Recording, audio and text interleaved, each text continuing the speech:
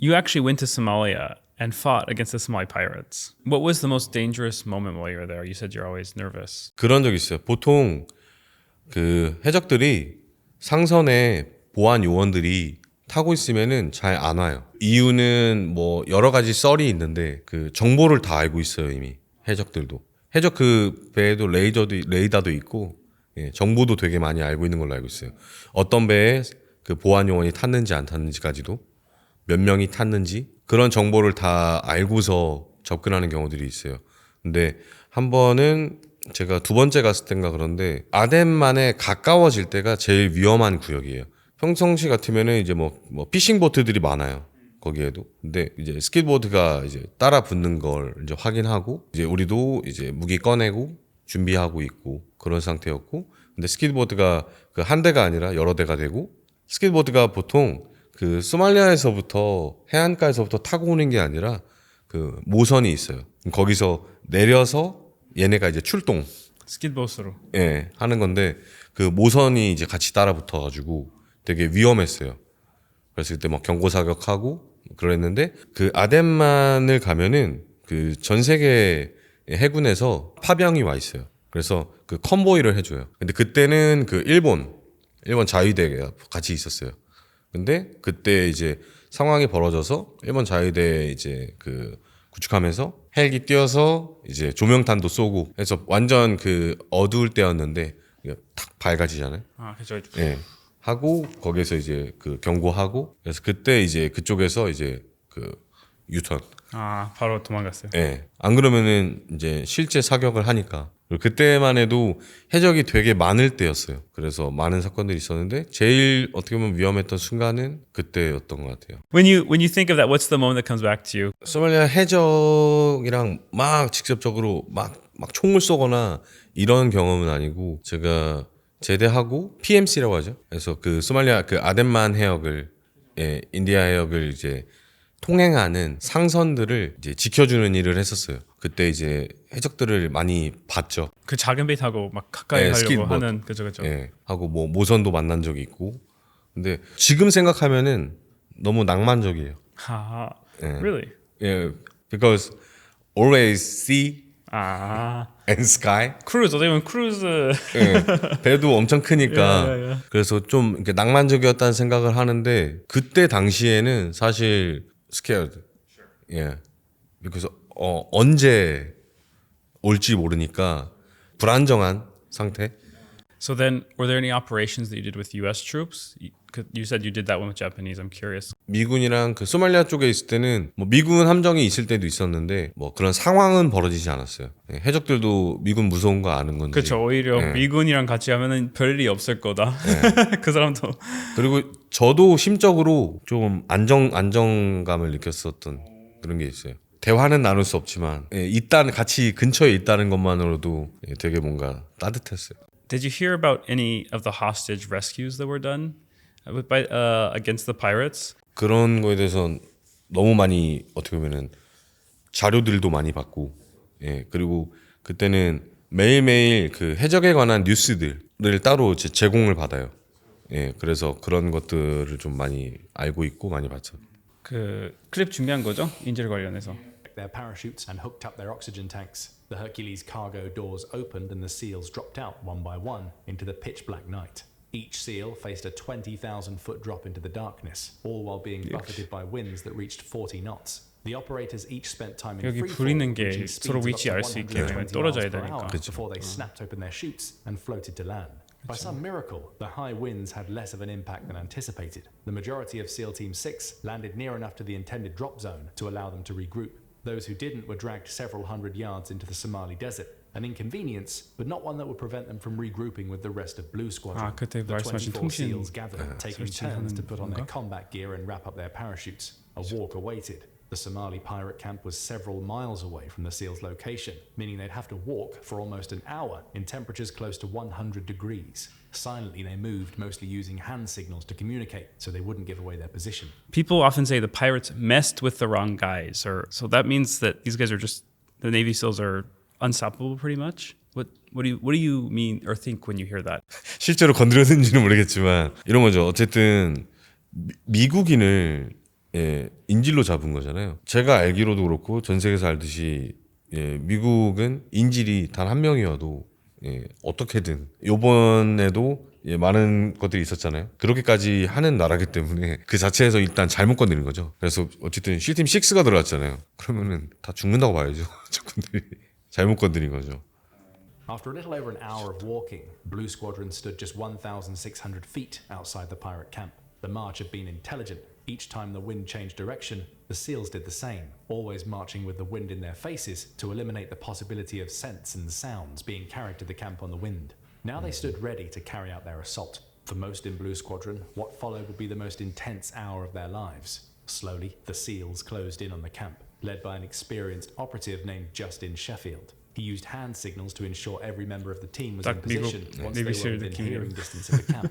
Around half the team spread out to the left, with the other half moving to the right, creating a pincer formation that would allow Blue Squadron to quickly surround the pirates. At the same time, a couple of snipers took up positions on the outskirts of the camp, where they monitored the pirates' activities through thermal scopes. Once they were in position, the SEALs collectively raised their rifles, again led by Sheffield, to train their laser sights on their targets. This was not a giveaway. The infrared beams emitted by the laser sights were invisible to the naked eye, with the SEALs only able to see them because they were wearing night vision goggles. There was only one way this could end. Do Korean SEALs train for similar situations with this? And then if you were in this situation, I'm curious what you would thought. 일단 당연히 이런 훈련들이 이루어지고 이제 대테러 작전이나 이런 것들에 대한 훈련을 되게 많이 하거든요.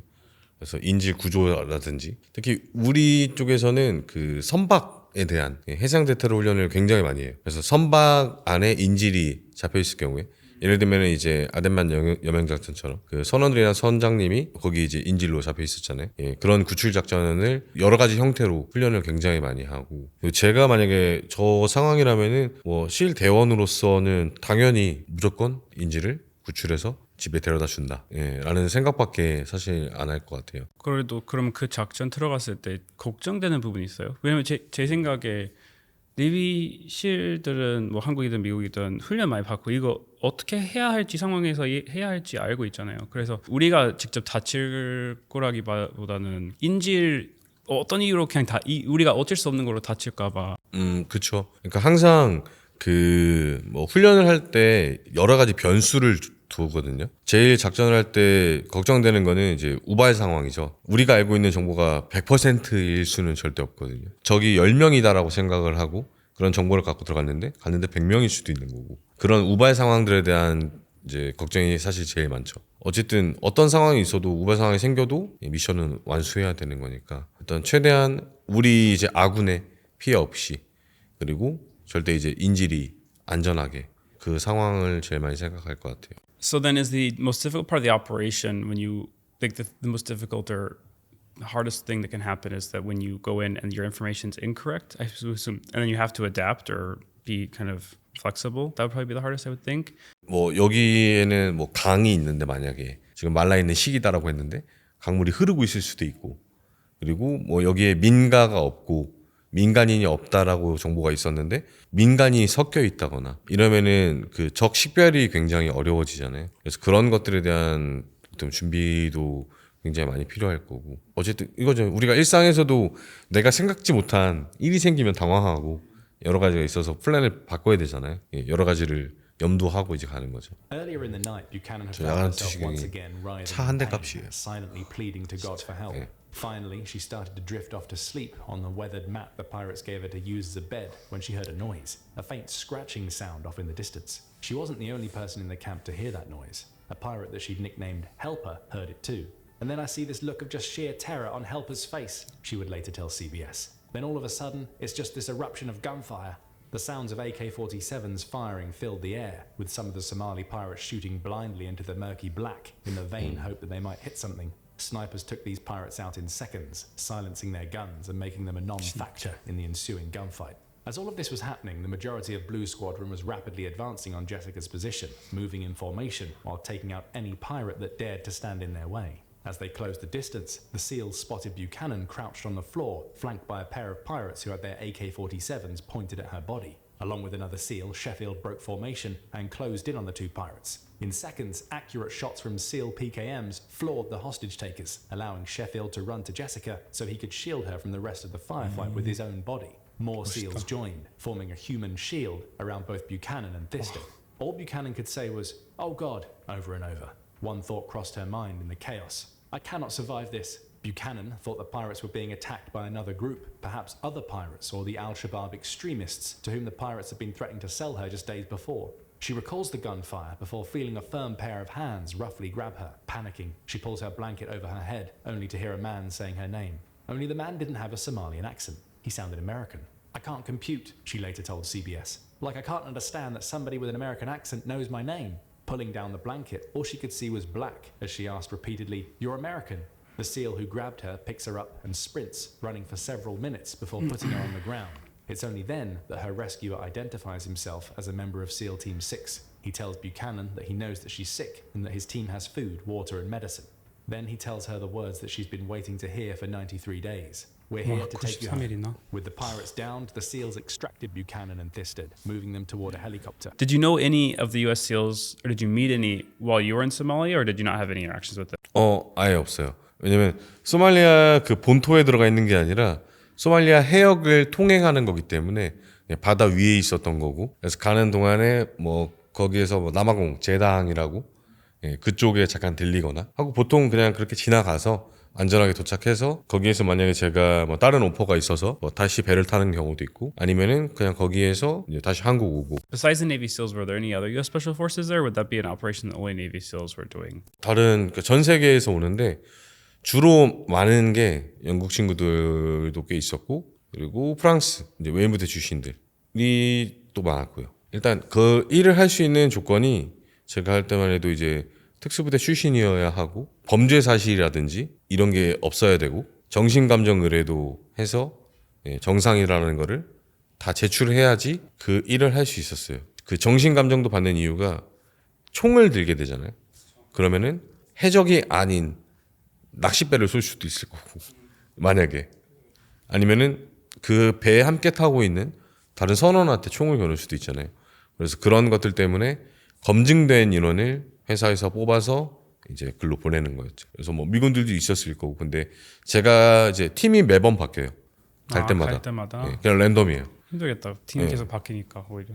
그냥 항상 처음 보는 팀원. 그죠. 예. 저는 주로 만났던 친구들이 영국 친구들, 그리고 프랑스, 그리고 그 북유럽 친구들도 있었고, 이런 거 이제 뭐 1000야드, 500야드 뭐 이런 식으로 이렇게 계속 경고를 줘요. 그러다가 몇 야드 이상 이제 넘어와서 들어오면은 그때 이제 발포도 할 수 있고. 근데 그때 아마 그 보신 영상이 이제 많이들 보신 영상일 거예요. 이제 배가 가고 있고 위에 이제 마스터 쪽에서 보고 있다가 경고 사격하고 쏴가지고 이제 배에 이렇게 팡 부딪히고 그런 그 영상인데, 예전에는 실제로 그런 일들이 되게 많았다고 들었어요. 그리고 그 소말리아 해적들 말고 중동 쪽에서도 뭐 알카에다라든지 이런 쪽에서도 상선을 향해서 막 RPG도 쏘고, 그래서 막 완전히 불태워가지고, 그 알카에다나 IS 쪽은 이제 그런 걸 되게 선전하잖아요.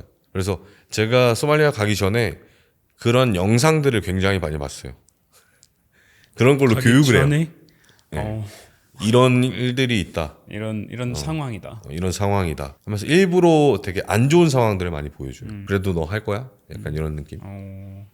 Operations like this aren't for normal people, like I guess typical soldiers, because they're pretty intense and they need a lot of special training. What kind of person does it take? I'm curious to operate in this environment. 제가 일할 때의 조건은 일단 특수부대 4년 이상의 경력이 있어야 하고, 범죄 사실이 없어야 되고, 그리고 정신적으로 문제가 없어야 되고, 그리고 해외를 오가는 데에 있어서 문제가 없어야 되는 게 일단은 기본이었어요. 근데 거기에서도 또 이제 다른 능력치를 또 봤었어요. 제일 중요한 거는 영어. Ah, really? 예. 영어가 돼야지 나가서 일을 할 수가 있으니까. 저도 영어를 못했지만 다른 분들에 비해서 그래도 잘했어요. 그래서 저도 일할 수 있게 됐었고, 근데 다른 나라에서 오신 분들도 대부분 저랑 같이 탔던 분들은 그 프랑스 웨인부대 출신들이 많았고, 영국 특수부대 출신, 네, 이런 식이었거든요. 근데 그 후로는 그 인건비 이제 낮춰야 되니까 그 특수부대 출신이 아닌 사람들도 쓴 걸로 알고 있어요. 그래서 나중에 막 인도 사람들도 타고 그렇게 들었었는데, 조금 그쪽 시장이 안 좋아졌어요. 인도 사람이 안 좋다라는 게 아니라 훈련을 받지 않은, 총도 잘 쏠 줄 모르는 사람들도 인원을 대체하기 위해서 태웠다는 얘기들을 들었어가지고. Looking back on that period of your life, though, what are you most proudest about, or what was the kind of maybe best moment you look back on? 일단 그 소말리아 해역에서 일을 했던 경험 자체는 제 인생에서는 암흑기였거든요. 되게 안 좋은 시기였어요. 뭔가 정신적으로도 조금 힘들 때였고, 뭐 경제적으로 좀 문제가 생겨서 돈 문제가 많았어요. 그래서 그걸 내가 해결하고 싶어서 어떻게 보면 그 데인저러스한 잡을 선택한 거죠. 근데 거기에 있으면서 좋았던 거 이런 거는 물론 위험하고 죽을 수도 있는 그런 환경이지만 생각을 되게 많이 할 수 있게 됐어요. My whole life에 대해서. 예, 내 인생에 대해서 되게 많이 생각했고 되게 인간이 아주 작은 먼지보다도 못할 수도 있겠구나. 왜냐면 맨날 보는 게 바다. 계속 똑같아. 매일매일. 아무도 없고. 이러니까 나에 대한 생각을 되게 많이 할 수 있었던 시기였던 것 같아서 개인적으로는 암흑기였지만 그 암흑기를 밝게 비출 수 있는 시기가 됐다고 생각해요. 나의 그 인생의 소중함도 알게 됐고 앞으로 이제 일어날 모든 인생에서의 많은 일들에 대해서도 좀 의연하게 대처할 수 있는 그런 시간이 된 것 같아요. 지금은 이제 지난 일들이 됐지만 모르고 지냈거든요. 예전에 그냥 있었던 일들이 된 거니까 뭐 소말리아 갔던 것도 그렇고 뭐 이라크에 갔던 거 그리고 한국에서 그 군대에 있을 때 경험들도 근데 그 연평도 포격전에 대해서 컨텐츠를 한 적이 있는데 그냥 제가 경험한 거에 대해서 이야기하는 거였는데 그게 그 제가 엄청 많이 울었어요. 그 촬영하면서. 근데 그게 그거 같더라고요. 우리가 일반적으로 사회생활 그러니까 인생을 살면서 총소리를 들을 수 있는 경험이 사실 그렇게 많지 않아요. 특히나 한국에서는 일상적으로 총소리를 들을 수 있는 일이 뭐 영화 볼 때 아니면 뭐 핸드폰 벨소리 같은 거. 근데 그때 연평도 포교전이 있었을 때는 실제로 그런 걸 경험을 하다 보니까 그때 그런 생각이 들었던 것 같아요. 저는 그때 군인이었고 어쨌든 나라를 지키는 사명감에서 살았기 때문에 전쟁이 난 거잖아요. 어떻게 보면. 그래서 그때 마음은 총알 한 발에 한 명씩은 내가 죽이고 죽어야겠다라는 생각을 그때 당시에 했었어요. 그리고 전혀 무섭지가 않았어요. 무서운 감정보다는 그 되게 어떤 angry 모드가 앵그리 모드로 바뀌더라고요. 평상시에는 뭐 평온하니까 평화로우니까 아무런 그거 없이 그냥 훈련하고 이러다가 실제로 그런 일이 일어나니까 이게 되게 화가 났어요. 그래서 다 이제 적들은 다 죽여야겠다. 예, 이런 마인드셋이 되더라고요. 그 일들이 다 지나서 지금 생각하면은 지금도 굉장히 화가 나고 왜냐면 그때 되게 다친 사람들이 많아요. 예, 한국 군인들도 해병대들도 다쳤고 그리고 그때 전사하신 분들도 있고 그렇기 때문에 근데 그분들을 제가 그 직접 그 봤었단 말이죠. 그리고 그분들을 이제 옮겼었어요. 제가 이렇게 그러다 보니까 약간의 뭐 트라우마라고 하고 싶진 않은데 이제 기억에 계속 있는 거죠. 그때 이제 뭐 피 그리고 뭐 그 불나 있는 그런 상황들 이런 것들이 이 머릿속에는 항상 이렇게 남아 있었더라고요. 그래서 제가 그 이야기를 하면은 지금도 약간 여기 안에서는 울컥울컥해요. 지금 말하면서도 계속 생각나요. 예. 그래서 그런 걸 어떻게 보면 PTSD 또는 이제 트라우마 이렇게 얘기하잖아요. 일반적으로는 어떻게 보면 겪을 이유가 없고 겪지 않아야 되는 일들이지만 제가 군인이었고 그리고 그러다 보니까 그런 환경에 있었고 그래서 그런 경험을 하게 됐는데 사람을 되게 어떻게 보면은 안 좋게는 정신적으로 굉장히 갉아먹을 수 있는 그런 경험이 되는 것 같아서 그래서 No war. Thank you for your service. 진짜로. 아, 그런 거고 저 사실 제가 미국 친구들한테 많이 말하는 거는 한국이 너무 안전한 나라다, 좋은 나라다. 근데 덕분이잖아요. 어떻게 보면 그래서 미국 사람들이 이제 북한 바로 옆에 있으니까 무서울 것 같다, 위험할 것 같다 얘기하는데 근데 사실 북한이 아무것도 잘 못해요. 그때도 하다가 실패했고 그래서 멋있는 짱제이 같은 분 계셔서 너무 감사드립니다. 대한민국 국군은 강하기 그렇죠. 때문에. 네.